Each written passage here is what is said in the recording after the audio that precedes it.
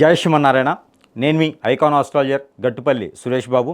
అయితే మనకి సమాజంలో నవగ్రహాలు అనేది 9. ఈ నవగ్రహాలకి ఛాయాగ్రహాలు 2 11. వీటిలో అతిపెద్ద గ్రహాలైనటువంటి శని భగవానుడు, రాహువు, కేతువు, గురువు ఇవి ఎప్పుడో ఒకసారి మారుతూ ఉంటాయి. ఆ తరుణంలో ఇప్పుడు 2026 సంవత్సరానికి వచ్చేసాం. ఈ 2026 సంవత్సరంలో జూన్ మాసం 2వ తారీఖున మనకి అతిపెద్ద గ్రహమైనటువంటిది గురుగ్రహం. ఈ గ్రహము మారనున్నది. ఈ గృహము మారిన తర్వాత ద్వాదశ రాశుల వారికి ఎలా ఉండబోతుంది, ఈ ద్వాదశ రాశుల వారికి ఈ గ్రహం వలన ఏమైనా చెడు దృష్టి, అశుభ దృష్టి లేదా శుభ ఫలితాలు ఏమైనా రాబోతున్నాయా ఒకసారి మనం పరిశీలన చేసినట్టయితే కనుక దానిలో ముఖ్యంగా మనం గ్రహించవలసింది ఏంటంటే కనుక మనకి ఈ గ్రహము ఏది గురుగ్రహం అనేది మిథున రాశి నుంచి కర్కాటక రాశికి సంచరించబోతుంది.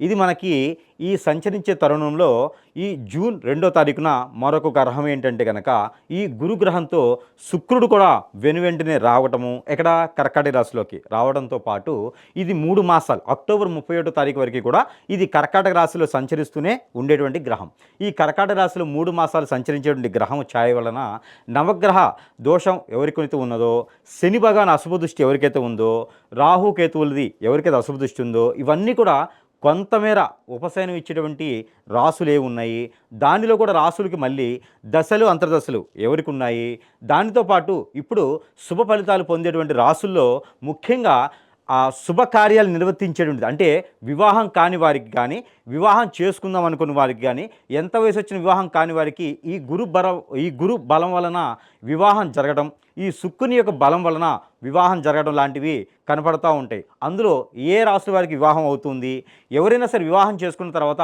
విడిపోయిన వారు ఉంటారు, వివాహం చేసుకున్న తర్వాత మరలా వివాహం చేసుకోవాలని ఉంటారు, వివాహం ఆలస్యమైన వాళ్ళు. అలానే మరొకటి విషయం ఏంటంటే ఈ కాలసర్ప దోషం, నాగదోషం, కుజదోషం, కలత్ర దోషం ఇలానే పితృదోషాలు ఎవరికైనా ఉంటే కనుక ఆ దోషాలకి పరిప్రాళంగా కానీ చేస్తే ఈ యొక్క గురుబలం ఉండడం ద్వారా ఆ రాశుల వారికి ఎలా ఉండబోతుంది అనేది ఒక్కసారి మనము సూక్ష్మంగా పరిశీలన చేసినట్లయితే కనుక మొదటిగా మనకి వృశ్చిక రాశి, ద్వాదశ రాశుల్లో ఒకటి వృశ్చిక రాశి. ఈ వృశ్చిక రాశి వారికి ఇప్పుడు మారేటువంటి గురు సంచారం మిథున రాశి నుంచి కర్కాటక రాశికి.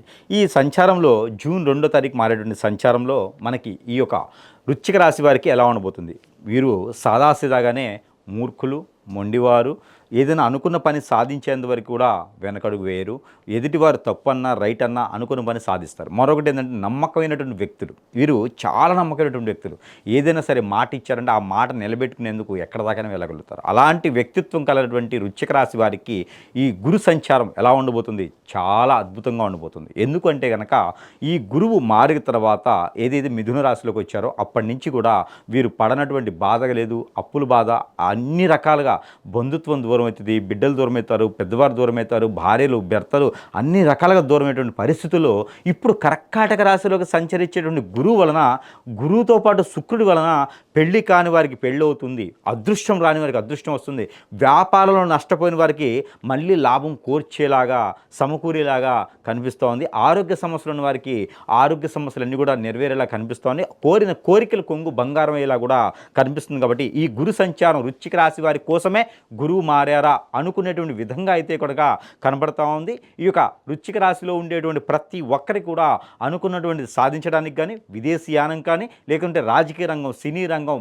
మరే ఇతర రంగాల్లో ఉన్నటువంటి హోటల్స్ కావచ్చు, రెస్టారెంట్స్ కావచ్చు, బార్ అండ్ రెస్టారెంట్స్ కావచ్చు, ఫుడ్ కోర్ట్స్ కావచ్చు, ఇంకా ఏ ఇతర రంగాల్లో ఉన్నటువంటి వృశ్చిక రాశి వారు ఉన్నారా వారందరికీ కూడా శుభవార్త అని చెప్పొచ్చు. జూన్ 2వ తారీఖు నుంచి అక్టోబర్ 31 వరకు కూడా, అక్టోబర్ 31వ తారీఖు వరకు కూడా సంచరించేటువంటి గురువు చాలా అదృష్టాన్ని తీసుకొస్తారు. అలానే కన్న పిల్లల్ని ఏదైనా ఉన్నతమైన శిఖరాల్లో చూడాలనుకున్నా, ఉన్నతమైన స్థానాల్లో చూడాలనుకున్నా కూడా చాలా అద్భుతంగా ఉంటుంది వృశ్చిక రాశి వారికి. ఇంకా ఏదైనా సాధించాలనుకుంటే కూడా చిన్న చిన్న మనం చేసేటువంటి క్రియలు, అలానే దానాలు, ధర్మాలు, యజ్ఞాలు, యాగాలు, హోమాలు, జపాలు, తపాలు చేసేది ఆ పని లేకుండా చిన్నపాటి పరిహారం ద్వారా కూడా మీకు ఆ గురువుకు సంబంధించినటువంటి యోగం, అలానే శుక్రుడికి సంబంధించినటువంటి శుభదృష్టి కూడా మీ మీద మొలుచుకునేలా ఉంటుంది. మరొక విషయం ఏంటంటే మీరు చాలా మంచివారు, ఆ మంచివారి తగ్గట్టుగా సహాయం చేసేటువంటి గుణాలు, వ్యక్తిత్వాలు ఉంటాయి. కాబట్టి మీ మీద చెడు వ్యసనంతో ఎవరైనా సరే దండెత్తేసి మీ మీద హిప్నటిజం, బ్లాక్ మ్యాజిక్, వశీకరణ, భాగముఖి, భానుమతి, యక్షిని, స్పిరిట్ లాంటిది ఏదన్నా చేసి మిమ్మల్ని అష్టదిబ్బందిన పాలు చేసి మిమ్మల్ని ఏ పని చేద్దామని ముందుకు వెళ్లకుండా చేసేటువంటి ప్రక్రియలో మీ మీద కనిపిస్తూ ఉన్నాయి. కాబట్టి ఆ విధంగా ఉన్నప్పుడు మీరు ఎన్ని రకాల పనులు చేసినా కూడా ముందుకు వెళ్ళేదానికి కానీ, గురువు మారినా, శని మారినా, శుక్రుడు మారినా కూడా మీకు ముందుకు వెళ్ళని పరిస్థితి ఉంటుంది. అవన్నీ కూడా మీకు పటాయించేలాగా, అవన్నీ కూడా మీకు సకాలంలో సానుకూల పడేలాగా అయితే కనుక ఖచ్చితంగా మీరు చేసేటువంటిది ఏదైతే మీకు ముందుకు వెళ్ళట్లేదో మీరు గ్రహించాలి, గమనించాలి, ఆలోచించాలి, చింతించకూడదు.